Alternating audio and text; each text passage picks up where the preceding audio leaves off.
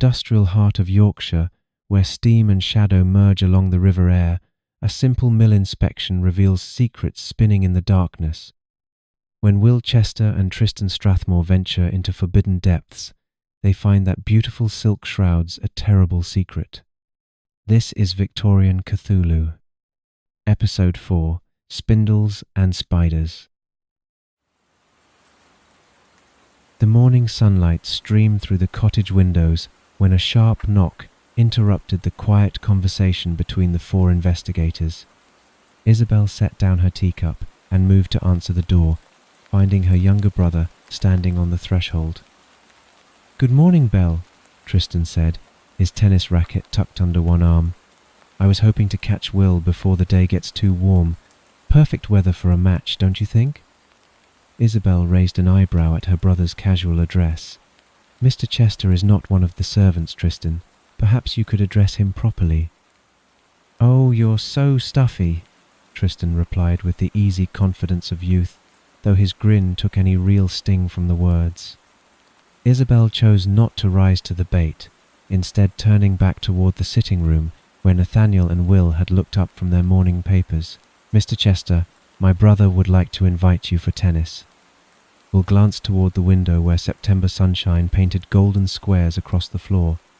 "A splendid idea, actually. I could use the exercise. Though we'd need to fit it in before lunch, given your father's plans for this afternoon." "Excellent!" Tristan's enthusiasm brightened further. "And naturally, the ladies would be most welcome to watch us. I'm sure you'd find it quite exciting to cheer us along." His grin was met with a slight scowl from both Victoria and his sister, and, with practiced diplomacy, he continued with, "Or of course, you are welcome to have a match of your own." Victoria, who had been reading correspondence near the window, gave the young man a wry smile. "I'm afraid my ankle is still recovering from recent adventures. Leaping about on a tennis court might not be the wisest course of action just yet. I am sure, though, you will give us a wonderful show." Isabel caught the subtle implications in the exchange and gave her brother a look that spoke volumes without words. The tennis court lay in a sheltered area behind the manor house, surrounded by carefully maintained hedgerows that provided both privacy and protection from the wind. Parasols had been arranged for the spectators, creating pleasant spots of shade where Isabel and Victoria sat alongside Lord Strathmore, Mrs. Crowther, and Nathaniel. On the court, the match proceeded with the easy rhythm of two men who genuinely enjoyed the sport. Tristan moved with the fluid grace of youth, his serves precise and his returns confident. Will proved a capable opponent, approaching each point with careful consideration, though it was clear that Tristan held the advantage in both speed and recent practice. 15 love, called Tristan after a particularly well-placed serve that Will could only watch sail past. "Well played," Will acknowledged, adjusting his grip on his racket, "though I suspect you've had rather more practice than I have lately." As the game neared its conclusion, Lord Strathmore turned to Nathaniel with an apologetic expression. "I'm afraid I may have to change our plans for the day. I know we had arranged for you and Mr. Chester to tour the mill, but Mrs. Crowther and I must go into town. We have an interview scheduled with a potential butler." Tristan, overhearing as he approached the group after winning the final point, waved his racket dismissively. "That seems rather unnecessary, Father. I'm perfectly capable of showing them around the factory. I've been there often enough." Lord Strathmore's expression grew more serious. "This isn't simply a casual tour, Tristan. I need Mr. Chester to examine the efficiency of our looms, our engines, the steam power systems. I'm hoping he might even sketch out possibilities for installing electric lighting throughout the mill." His voice carried a note of frustration. "Our rival mill across the river has been achieving remarkable success lately, and I'm becoming increasingly concerned that we're falling behind." At this mention of their father's business troubles, both Tristan and Isabel exchanged a knowing look. Victoria set down her glass of cordial. "A factory tour sounds fascinating. I'd be quite curious to see how such operations function." Mrs. Crowther's response was immediate and firm. "I'm afraid the factory is no place for a proper lady. It really wouldn't be appropriate for you or Miss Strathmore to visit such an establishment." Surely many of the workers there are young women? Victoria challenged, with typical directness.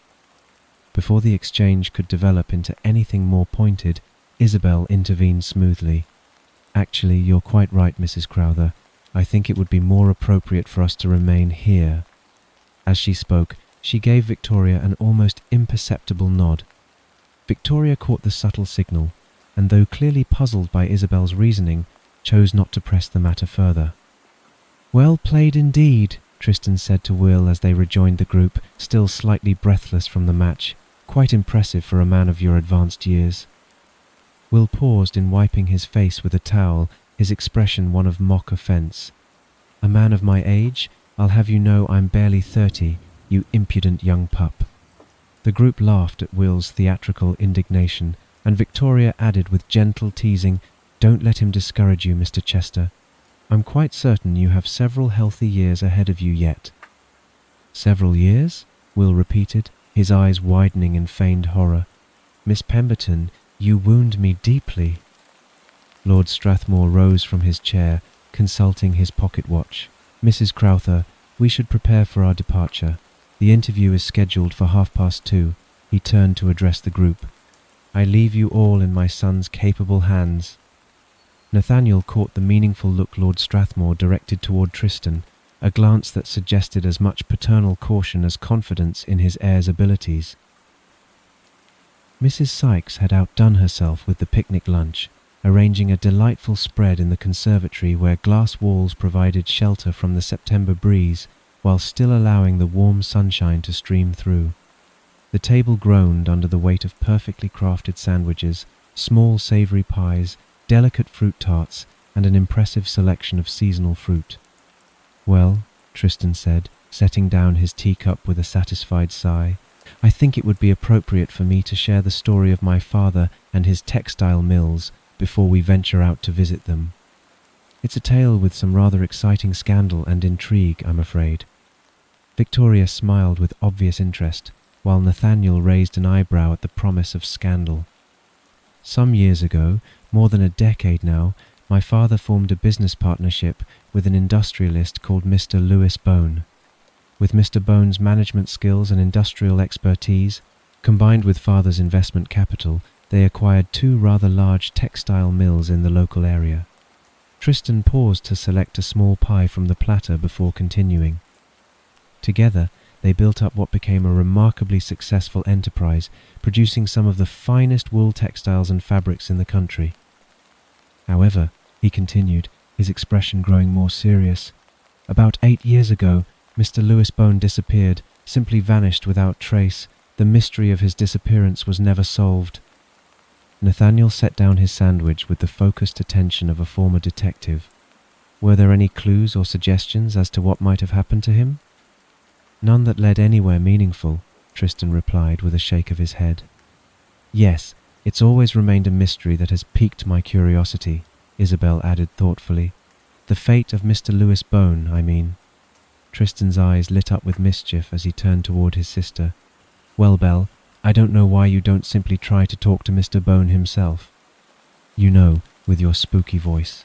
He wiggled his fingers dramatically in front of her face as he spoke. Isabel's expression went completely flat. Without a word, she plucked a small raspberry from her plate and flicked it directly at her brother's nose, where it bounced off with satisfying accuracy. She turned to Victoria with perfect composure. "Now you understand why I chose to move to London." Victoria smiled discreetly behind her teacup, while Tristan rubbed his nose with good humour. "But in terms of the business," Tristan continued, apparently unfazed by the raspberry assault, "what happened next was rather unusual. Mr. Bone's wife, Mrs. Selina Bone, took up the management and affairs of his portion of the enterprise, and, by all accounts, she proved herself quite capable." Tristan's voice took on a more delicate tone as he continued, "This occurred during the period after we had lost our mother. After some time, Mrs. Bone was declared a widow, and she and my father formed a close companionship. However, looking back now, it appears this association was motivated less by genuine affection than by the considerable business advantages it afforded both parties." Isabel, who had been listening with careful attention, exchanged a meaningful glance with Victoria. Unfortunately, Tristan continued, after perhaps 2 years of this arrangement, the companionship between them fell apart rather spectacularly.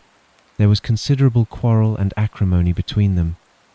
Eventually, it was decided to separate the two mills entirely. The mill on the north side of the river, Vale Mill, became the sole property of my father, while the mill on the south side, Glen Mill, remained under Mrs. Bone's management on behalf of her missing husband's estate. This new arrangement created something of a rivalry between the two establishments. Although they had previously operated as a shared enterprise, they now began to work in direct opposition to each other. My father became rather caught up in this competitive spirit, I'm afraid. Victoria couldn't resist commenting, "Yes, that does sound quite typical of a man." "Oh, but you mustn't think Mrs. Bone was any less invested in this rivalry," Tristan said quickly. "She fed into the competition just as much as my father did. The two of them were constantly attempting to outcompete each other in terms of quality and output." "This is certainly rather a scandalous story," Victoria observed with evident delight. "It would make a fantastic newspaper article." She caught Isabel's warning look and quickly added, "But I'd never do something like that, of course." Tristan grinned and continued, "There was a kind of uneasy stability for several years after the separation. However, recently, the affairs at Glen Mill have changed quite dramatically, and this has given my father considerable stress." He paused for effect before delivering what was clearly the most intriguing part of his tale. Earlier this year, Glen Mill changed its entire output from wool to silk. This was completely unexpected, and the silk being produced is of remarkably high quality.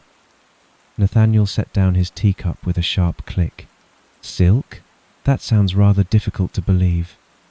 England is not known at all for silk manufacture, and as far as I'm aware, we have no established silk industry whatsoever." Will nodded his agreement. "We simply don't have the proper equipment or tools for silk production, let alone the climate required for the creatures that produce it." "Yes," Tristan said, his expression troubled. "My father suspects the raw silk must be imported, though from where and at what cost he cannot determine." At first, father began making inquiries among the staff.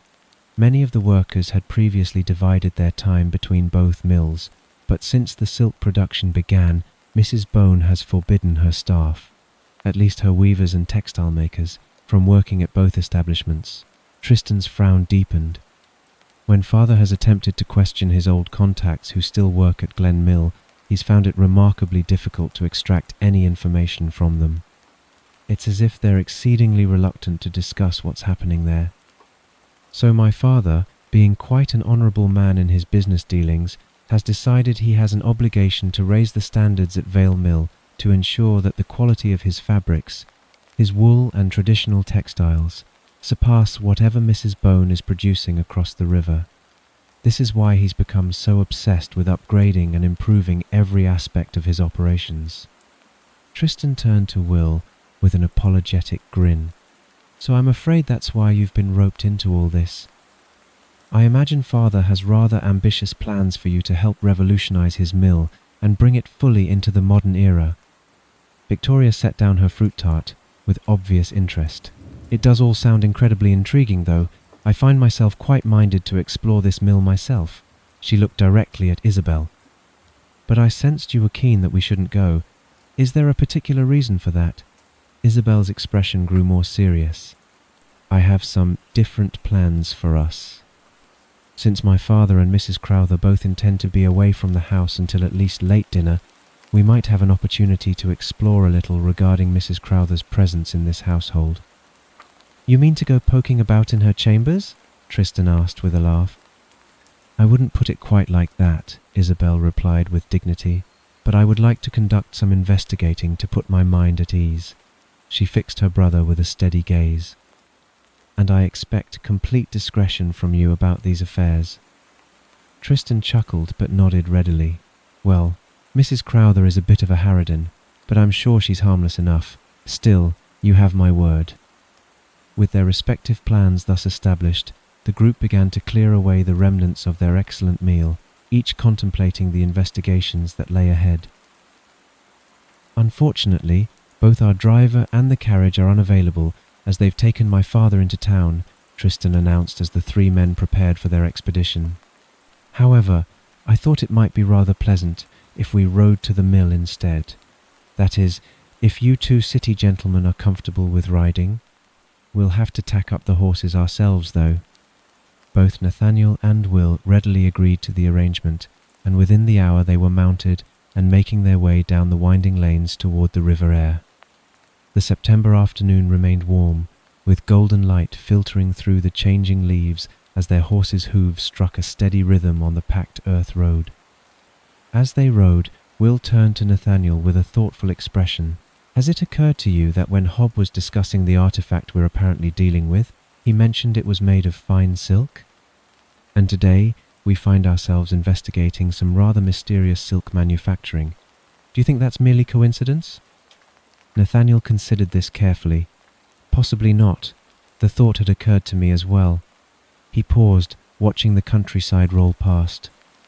Though I'm uncertain what connection there might be between the two circumstances. They rode in contemplative silence for several minutes before the mills came into view, and the sight was truly impressive.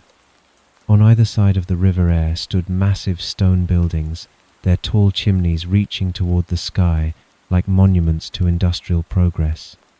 The architecture was solid and purposeful, with long rows of large windows designed to capture every available ray of light for the workers within. Steam rose from various points around both complexes, and the distant sound of machinery carried across the water. Vale Mill, on their side of the river, presented an imposing facade of honey-coloured stone, its main building stretching along the riverbank, with smaller structures clustered around it like satellites. Across the water, Glen Mill appeared equally substantial, though somehow quieter, fewer wisps of steam, less visible activity in the windows. As they tethered their horses near the main entrance, the mill's manager, a gentleman of middle years, emerged to greet them. Tristan introduced him as Mr. Ralph Lee, who then led them through the imposing entrance into the heart of the operation. The interior proved even more remarkable than the exterior had suggested. Great steam engines dominated the lower level, their massive pistons driving complex systems of belts and pulleys that carried power throughout the building. The rhythmic thump of the engines provided a constant heartbeat beneath the higher-pitched whir of countless looms and spinning frames. They climbed to the weaving floors, where hundreds of workers tended long rows of power looms. The noise here was considerable, a constant clatter of shuttles and frames that made conversation difficult. Yet there was something almost musical about the sound, a complex rhythm that spoke of productivity and purpose.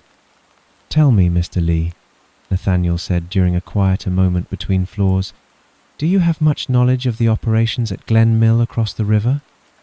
Mr. Lee's expression grew troubled. "That's become rather a mystery, I'm afraid.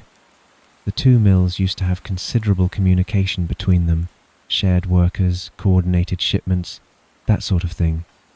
But recently it's become quite difficult to discover anything about what's happening over there." "In what way?" Will inquired. "Well, Mrs. Bone has forbidden her workers from taking shifts here any longer, which used to be commonplace. And when we've attempted to maintain our old friendships with folks across the river, they seem reluctant to discuss their work. It's all become rather strange, really." The tour continued through the various floors, from the initial wool processing areas where great machines combed and prepared the raw material, through the spinning rooms where it was drawn into thread, and finally to the weaving floors where the finished cloth emerged. The scale of the operation was impressive, but Will took his time to examine each area carefully, taking note of how the machinery functioned.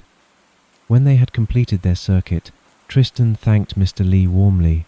"I wonder if you might spare us a bit of office space where the three of us could discuss Mr. Chester's observations in private."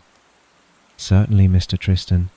Mr. Lee led them to a small office overlooking the river and withdrew, closing the door behind him. Nathaniel settled into a chair and regarded Tristan with interest. "You seemed rather keen on securing our privacy. I assume you have something particular you wish to discuss." Tristan's expression grew mischievous as he produced a large ring of iron keys from his coat. "How very observant, Mr. Milbane. I do indeed have a proposition. I'm aware that these keys, the ones used to secure this mill, work on both sides of the river, since the properties were once a shared enterprise. He held up the keys with obvious satisfaction. And these happen to be the spare set that I acquired during our tour of the staff facilities. Will raised an eyebrow. Acquired? My father isn't here to counsel against it, Tristan said with confidence, and frankly, I believe he's being far too honourable about this entire situation. It's high time we discovered what's truly happening at Glen Mill. Nathaniel's expression grew cautious. What exactly are you proposing? The mills close shortly after the working day ends. I have a good understanding with the night watchman. He tends to be rather relaxed in his duties. I propose we wait until Glen Mill is properly closed, then conduct a brief investigation ourselves. Not to cause damage or create problems, you understand, but simply to gather information. The room fell silent except for the distant rumble of machinery. Nathaniel finally spoke. I think it would be better if we honoured your father's wishes in this matter, Tristan. With respect, Mr. Milbane, I intend to proceed regardless. Tristan's tone remained pleasant, but determined. I would simply appreciate having someone along to ensure I don't encounter any difficulties. Will and Nathaniel exchanged a meaningful glance. After a moment, Nathaniel sighed. Very well. I shall return to the manor and inform the ladies of our plans. Will, if you're determined to accompany this young adventurer. Someone should keep him out of trouble, Will agreed, though his expression suggested he was beginning to question the wisdom of the arrangement. Excellent, Tristan said with new enthusiasm. We shall be proper adventurous characters embarking on our little expedition. Will regarded his young companion with growing apprehension, wondering precisely what manner of situation he had agreed to enter. After the gentlemen had departed for their expedition to the mill, Victoria and Isabel waited patiently in the sitting room, allowing time for the household servants to complete their daily duties in the upper floors. The manor had settled into its afternoon quiet, with only the distant sounds of Mrs. Sykes working in the kitchen below. Do you know which room belongs to Mrs. Crowther? Victoria asked when they judged sufficient time had passed. Actually, it's a small collection of 3 rooms, Isabel replied, rising from her chair. She has a bedroom, a small ladies' drawing room, and a compact library. They're all connected together in the east wing. They made their way through the familiar corridors of the manor, their footsteps soft on the carpeted floors. As they climbed the main staircase, Victoria noted how Isabel's pace slowed slightly as they approached their destination. When they reached the appropriate corridor, Isabel hesitated before the polished wooden door, her hand poised above the brass handle. Are you having second thoughts? Victoria asked gently. No, it's not that. Isabel's voice carried a note of melancholy. It's just that these rooms used to belong to my mother. I have such fond memories of this part of the house. It's been a very long time since I've been in this corridor. Victoria placed a supportive hand on her friend's arm, offering silent comfort for the bittersweet moment. Isabel tried the door handle, but it remained firmly locked. I suppose this was to be expected, but it shouldn't present a problem. She moved to a small, somewhat concealed cupboard at the end of the corridor. Frobisher always maintained sets of keys on every floor. He was most diligent about preparing for emergencies such as fires. She retrieved a small ring of keys and returned to the door, but again met with failure. The lock refused to turn.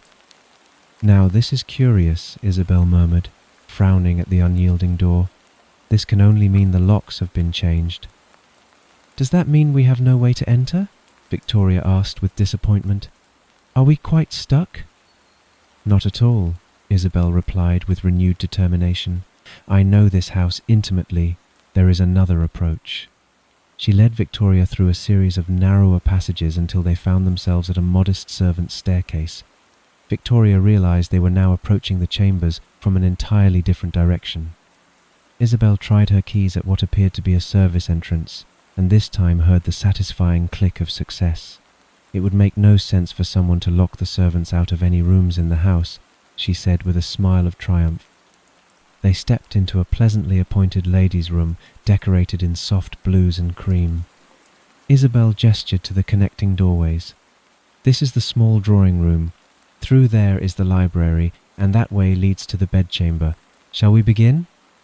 With systematic efficiency, the two women began their investigation. They examined furniture, searched through drawers, and explored the reading areas. In the library, they carefully inspected the collection of books that lined the modest shelves. "Apart from appearing somewhat smaller now that I've grown, it's quite comforting to see these rooms have hardly changed from when I was a child," Isabel observed as they worked. After some time spent in methodical searching, Victoria paused. "How thoroughly should we be conducting this examination? Should we be looking through absolutely everything?" "I think propriety shouldn't be our primary concern here," Isabel replied firmly. "We need to be absolutely certain of what we're dealing with." Eventually, their search began to feel increasingly fruitless. They found themselves seated in the small library, Victoria at the little writing desk, while Isabel occupied the reading chair, both feeling somewhat disappointed by their lack of discoveries. "Perhaps this is actually encouraging news," Victoria offered. "After all, anything we might have found wouldn't have been particularly welcome." "I did notice something rather odd," Isabel said thoughtfully. "We haven't discovered any journals or personal papers. I find it quite surprising that Mrs. Crowther would have nothing of a personal nature at all. I can't shake the feeling that we're missing something important."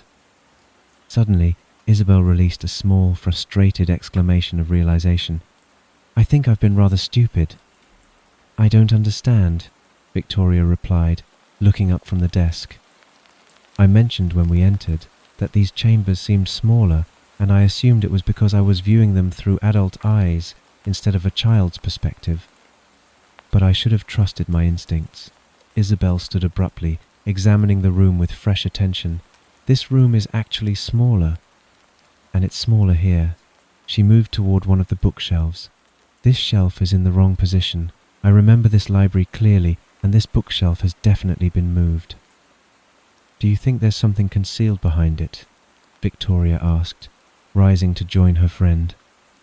Isabel was already pulling books from the shelves with renewed energy. "Help me clear these away, quickly!" The two women worked with growing excitement, removing volume after volume until the shelves stood completely bare.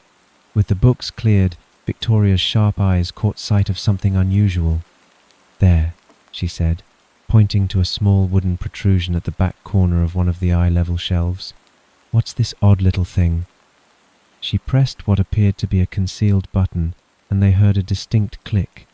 The entire bookshelf swung back slightly, revealing itself to be a cleverly disguised doorway.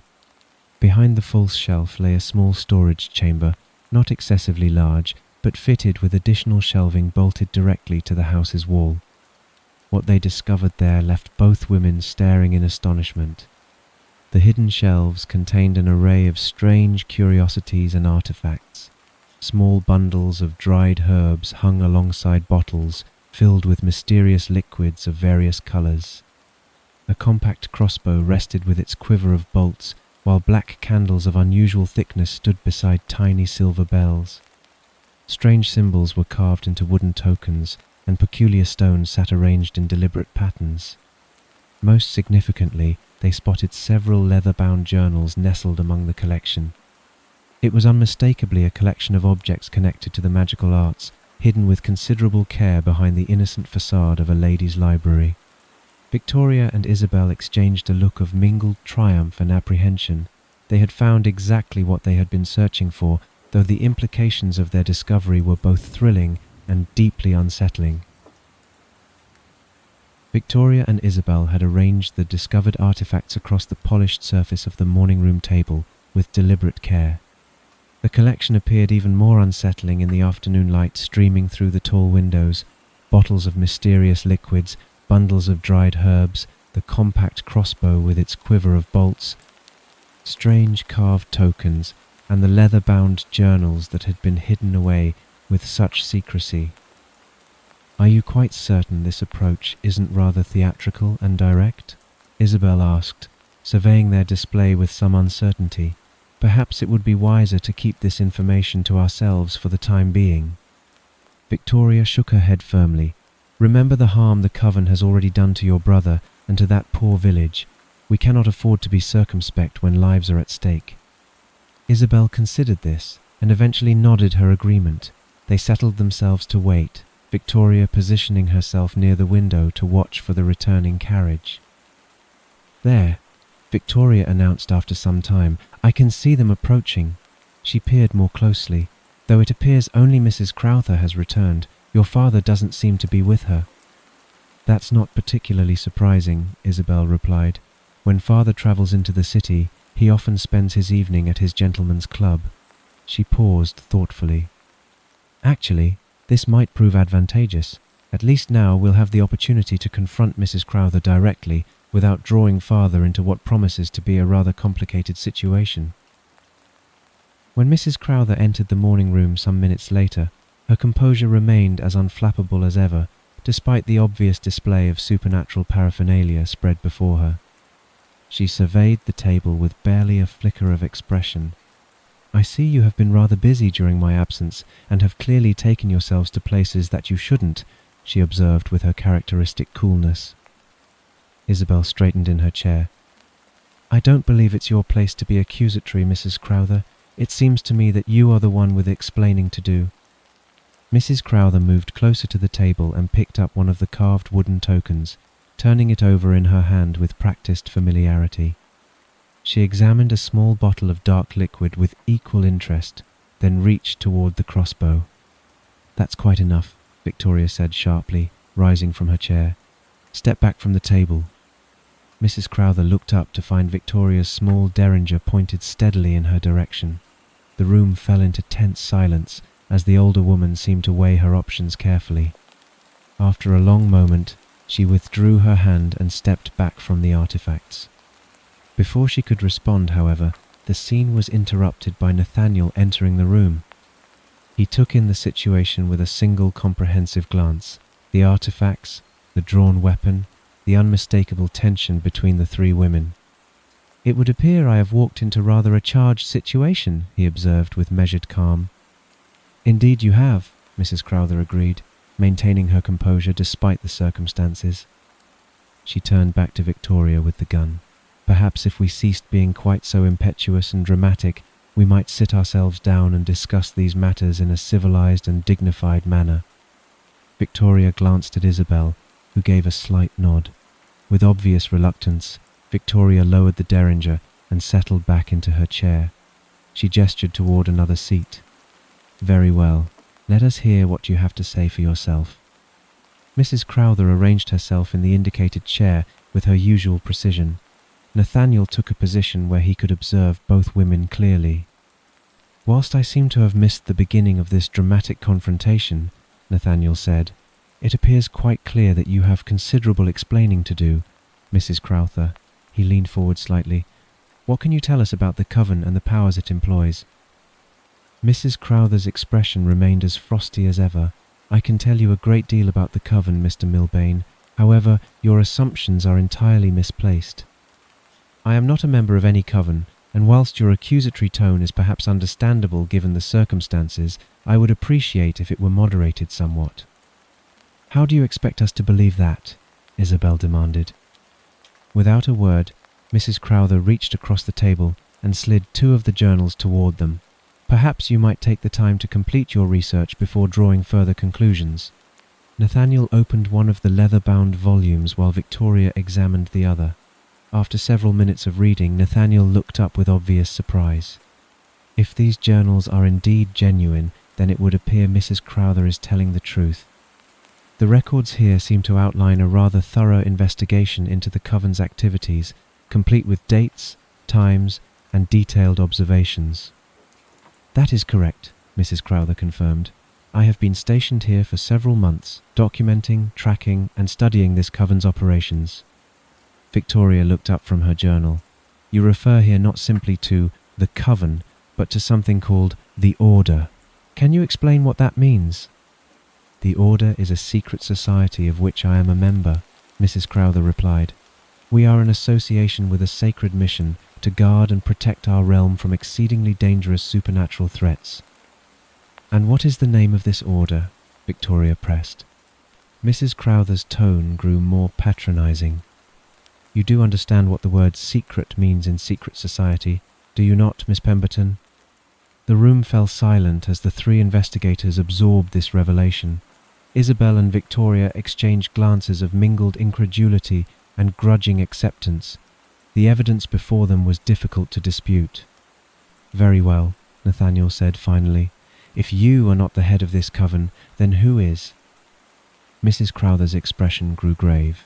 "The leader of this particular coven is a woman I'm certain you've encountered in your recent investigations, Mrs. Selina Bone. The center of their operations, the focal point of their supernatural activities, is Glen Mill." The blood drained from Nathaniel's face. "Glen Mill? But that's precisely where Tristan and Will are heading at this very moment." Mrs. Crowther met his alarmed gaze with perfect seriousness. "Then they are in grave danger indeed." Will stood at the office window, watching the steady stream of workers departing Vale Mill as the evening shift concluded. The September light was beginning to fade, casting long shadows across the mill yard and the stone bridge that connected the two industrial complexes. "What happens next?" he asked, turning to Tristan. "The mills will remain active for another hour or so while they wind down the engines and secure the facility for the night," Tristan explained with obvious anticipation. "The night watchman is one of the few staff members who still works at both mills. His name is Stan, and I know him well enough. He'll lock up Glen Mill first, then return to secure here. Once that's done, he settles himself in the staff dining area with his supper, muffins and tea, usually, for at least an hour. That should provide us ample time for our investigation." Will could observe how genuinely excited Tristan appeared about their upcoming adventure. The young man's enthusiasm was infectious. "You must admit this all seems rather exciting," Tristan said with a grin. Despite his better judgment, Will found himself swept along by his companion's energy. He smiled back. "I confess, I am rather looking forward to it, but please don't inform Mr. Milbane that I'm being encouraged towards such reckless behavior." "You have my word," Tristan agreed readily. Before they departed, Will held up a hand. "Just wait one moment." He stepped out of the office and returned from a tall equipment cupboard, carrying a substantial mechanical wrench. "I simply feel more comfortable with one of these in my hands." Armed with Will's wrench and their lanterns, the two men made their way across the well-constructed stone bridge toward Glen Mill. The Victorian engineering was solid beneath their feet, though the sound of their footsteps seemed unnaturally loud in the evening quiet. Entry to Glen Mill proved surprisingly simple. Tristan's keys worked exactly as he had predicted. Inside, the atmosphere was immediately different from the bustling operation they had toured earlier. The light levels were beginning to dim, but the remaining evening illumination through the tall windows provided adequate vision, though everything appeared silvery and somehow ethereal. "We should work methodically," Will suggested. "Top to bottom?" They began their investigation on the upper floors, moving through the weaving areas with growing curiosity. As they examined the machinery, Will's expression grew increasingly puzzled. "This is rather strange," he murmured, running his finger along one of the looms. "Look here, these weaving machines don't appear to have been used recently. There's actually dust collecting on the mechanisms, and dust simply wouldn't accumulate on equipment operating at the speed and frequency these looms require." Their contemplation was suddenly interrupted when Will caught movement in his peripheral vision. He spun around quickly, startled by what appeared to be a small creature scuttling across the floor in the dim light. "Just a rat, I expect," Tristan said casually, though he had noticed Will's reaction. "Yes, of course," Will agreed, though he remained somewhat unsettled. "Rather disconcerting in this light, though." Tristan chuckled. "Don't worry, old man. I'll do my best to protect you from the mill's rodent population." Will laughed good-naturedly and gave Tristan a companionable slap on the back. "I appreciate your heroic offer." As they continued their exploration through the various floors, the same pattern emerged repeatedly. the looms and spinning equipment showed clear signs of having stood idle for considerable periods. Dust, cobwebs, and the general stillness suggested a mill that was maintaining the appearance of operation without actually producing anything. Eventually, they reached the lower level where the steam engines and primary machinery were housed. Will examined the great engines with professional interest. "Now this is truly curious," he said, placing his hand near one of the massive boilers. "The engines were obviously fired today. I can still feel the warmth. But look here," he pointed to the main drive belts. "The belt systems haven't been connected to the engines at all. It's almost as if someone wanted to create the impression that the mill was operational, but in fact, none of the actual production machinery has been engaged." Tristan frowned at this revelation. "So we've simply deepened the mystery rather than solving it." "Indeed." Will looked around the engine room with growing puzzlement. "Though I suppose we haven't completed our investigation yet." "Quite right," Tristan agreed. "We still have one more level to explore. Beneath this floor are the storage cellars, another large section of the mill, though underground. We should examine the entire facility thoroughly." As they approached the entrance to the lower cellars, Will hesitated slightly at the sight of stairs descending into darkness. "Are you certain you're ready for this?" Tristan asked with amusement. "The rat population might increase somewhat in the darkness below." Will smiled at the comment, but something else had caught his attention. "This is also unusual. Surely the entrance to storage cellars would be heavily used in any functioning mill, but observe here, the passageway appears to be covered with undisturbed cobwebs. You wouldn't expect this unless the corridor hadn't been used for many weeks." He swept the webbing away with his wrench, clearing a path for their descent. Without natural light available on the underground level, the two men paused to light their lanterns. The small flames cast dancing shadows on the stone walls, creating an atmosphere that was both mysterious and slightly ominous. With a growing sense of apprehension that he couldn't quite explain, Will adjusted his grip on the mechanical wrench and began making his way down the stairs toward the lower cellars of Glen Mill. Tristan led the way deeper into the cellars, and with each step the cobwebs thickened. What had begun as mere wisps now formed dense curtains that brushed against their faces and snagged at their clothing, clinging with a peculiar tenacity. "This doesn't feel natural," Will muttered with growing alarm, using his wrench to clear the increasingly substantial barriers from their path. When they reached the first main cellar room, Tristan paused with his lantern raised. "Unfortunately, it appears my prediction about rats was rather more prescient than I intended." Will lifted his own lantern to illuminate the scene more clearly and immediately saw dozens of small, rat-sized creatures scurrying across the stone floor. Something about their movement troubled him immediately.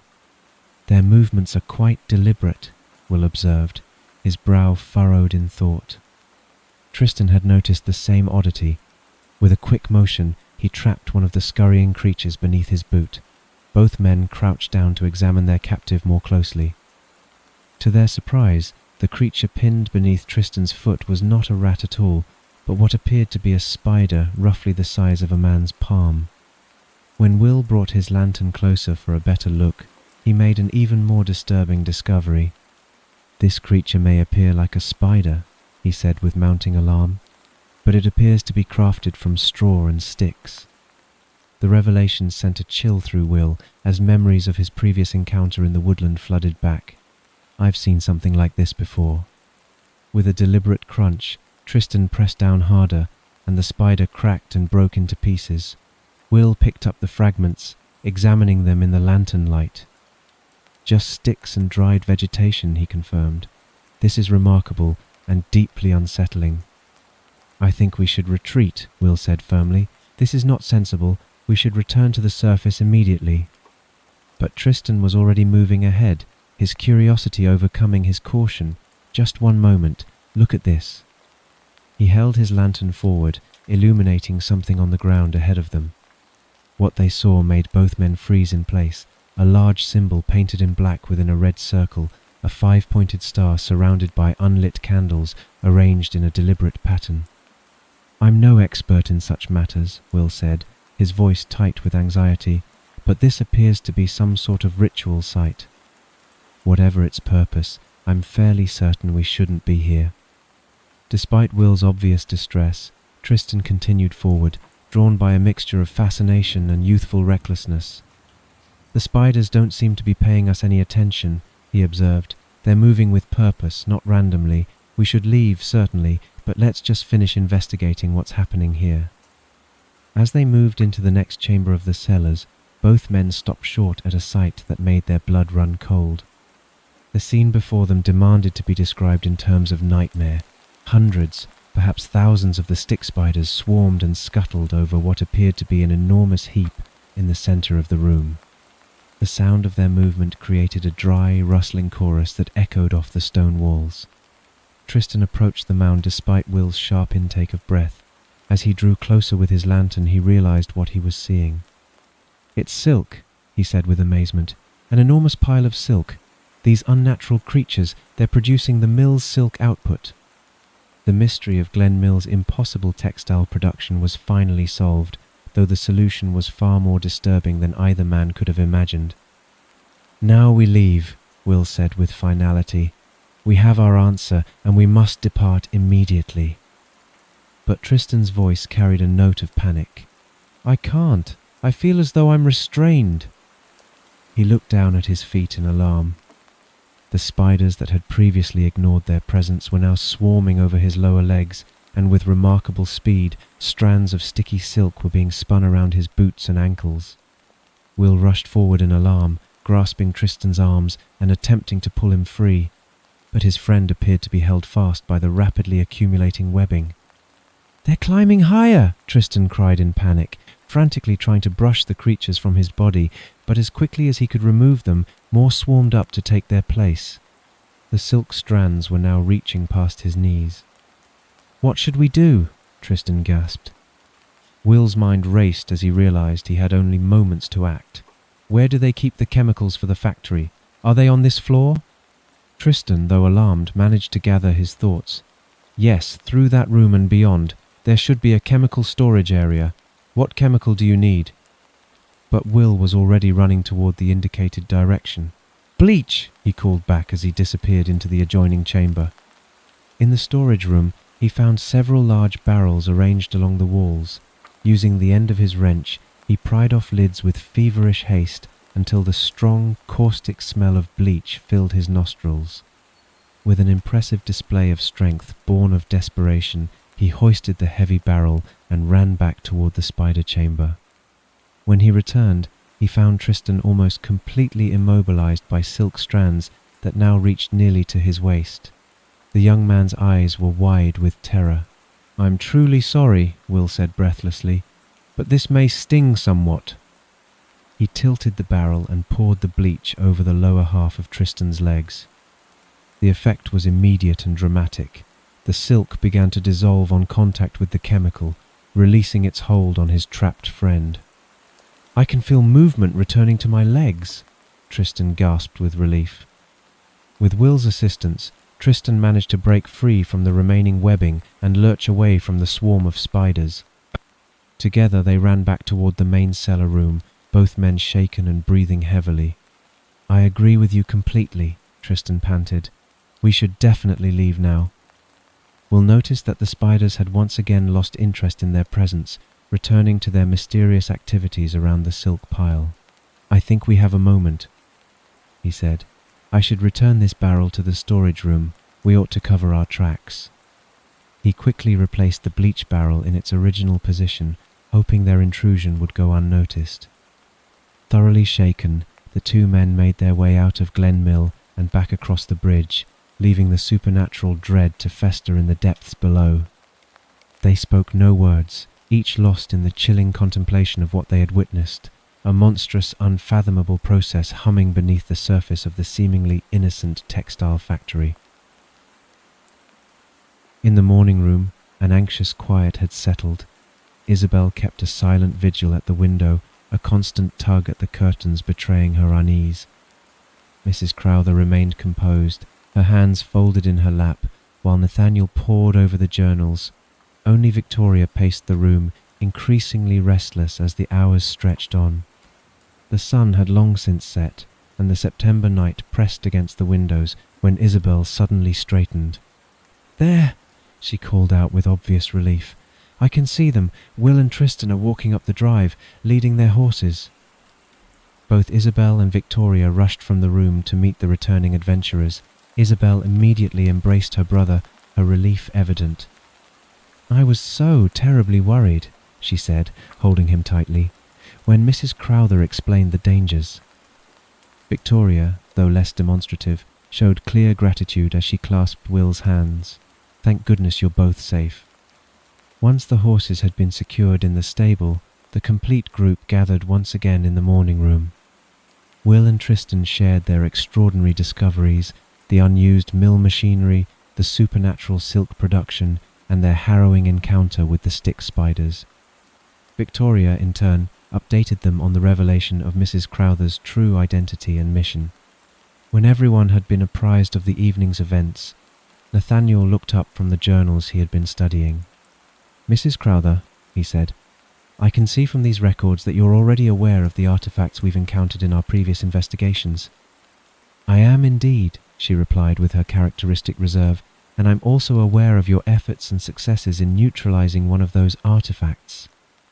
In fact, the Order considered revealing ourselves to you earlier to propose working together, but we ultimately decided against it."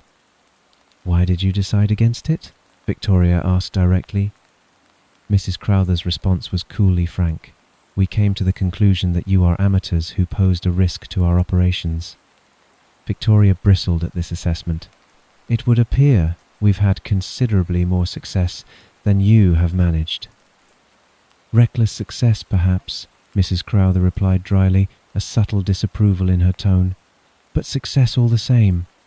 After a moment of tension, Mrs. Crowther seemed to reach some internal decision. "Our association is called the Order of Dawn's Vigil. We are not a large group, but we have wide reach throughout the realm. We have all pledged to protect this land from threats that ordinary people wouldn't have the resources to combat." She paused before continuing. "We would be very grateful for any assistance you could offer us." "The Order of Dawn's Vigil," Will mused. "That sounds quite distinguished. Perhaps we should consider adopting a name for our own group." He paused, clearly trying to think of something suitable, then smiled sheepishly. "I'll need to give that some proper thought. I'm certain I can devise something appropriately impressive." Mrs. Crowther's expression grew more serious. "Speaking of your artifact encounters, what can you tell me about the one you believe this coven possesses?" "It's a piece of fabric called the Veil of Stars," Victoria replied. "It allows the wearer to change their appearance, which certainly explains the Annie Briggs situation." "How did you come by this information?" Mrs. Crowther asked with obvious interest. Victoria's response was perfectly deadpan. "A pixie told us." Mrs. Crowther's eyebrows rose sharply, clearly assuming Victoria was being deliberately evasive and sarcastic. "If you prefer not to share your sources, that's quite your prerogative," she said with noticeable stiffness. Returning to more immediate concerns, Mrs. Crowther gestured toward Will and Tristan. "Our biggest worry now is whether your most recent escapade has undermined our ability to apprehend the coven without alerting them to our presence." "I'm fairly confident we left no evidence of our visit," Tristan said with conviction. Will shifted uncomfortably. "Well, we did make use of a barrel of chemicals, so perhaps there's some small chance we've been detected." "The spiders sound absolutely terrifying," Isabel said with a shudder. "Thousands of them, all working together with such horrible purpose." "I've never experienced anything quite so unnerving," Tristan agreed. "Will, I never properly thanked you for your quick thinking. I genuinely don't know what would have happened if you hadn't acted so decisively." Will smiled with genuine warmth. "Not too shabby a performance for an old-timer, I'd say." The group fell into contemplative silence, each person processing the magnitude of what they had learned. Finally, Nathaniel closed the journal he had been reading and looked around at his companions. "I believe we now have a reasonably complete picture of what we're facing," he said thoughtfully. Mrs. Selina Bone leads a coven that operates from Glen Mill, using supernatural creatures to produce silk while maintaining the facade of a legitimate business. They possess an artifact that grants shape-changing abilities, and while the motives for their activities remain unclear, it is apparent that they have put numerous lives at risk as they pursue their goals. He paused, his expression growing more determined. Perhaps it's time we stopped merely reacting to their activities and began taking a more offensive approach to this situation. The weight of their discoveries settled over the room like evening mist. What had begun as a simple mill inspection had revealed threats far more complex and dangerous than any of them had anticipated. Victoria found herself thinking of the village still recovering from the egg obsession, of Tristan's poisoning, of all the subtle manipulations they were only now beginning to understand. "I shall telegram Professor Blackwood tomorrow," Nathaniel said quietly. "He should be informed of these developments. His expertise may prove invaluable in the challenges ahead." Isabel moved back to the window and looked out into the night, her earlier anxiety replaced by a different kind of resolve. "At least now we know who our enemy truly is, and we're no longer facing them alone." Mrs. Crowther gathered the journals with practiced efficiency. "The Order has been patient, but patience has its limits. Mrs. Bone's activities are escalating, and we cannot allow her to complete whatever larger purpose drives her." Will met Victoria's gaze, and the two nodded in silent agreement. "None of us expected any of this," Victoria replied, "but we've proven ourselves capable of rising to meet it." As the Yorkshire night presses its secrets against the windows, the investigators have finally glimpsed the true scope of their enemy. Across the river, Glen Mill stands silent and dark, its horrifying purpose now revealed. The game between the team and the coven has entered a new phase, one that demands fresh courage and cunning. Tonight, they are safe and united, with a clear enemy and an unexpected ally. Tomorrow, the real work begins. If you enjoyed this tale of mechanical mysteries and supernatural silk, please give it a like. Likes, subscribes and comments help the channel grow and guide other seekers of dark mystery through the mist to find us. Until next time, beware what lurks beneath the surface, for progress may come with a terrible price.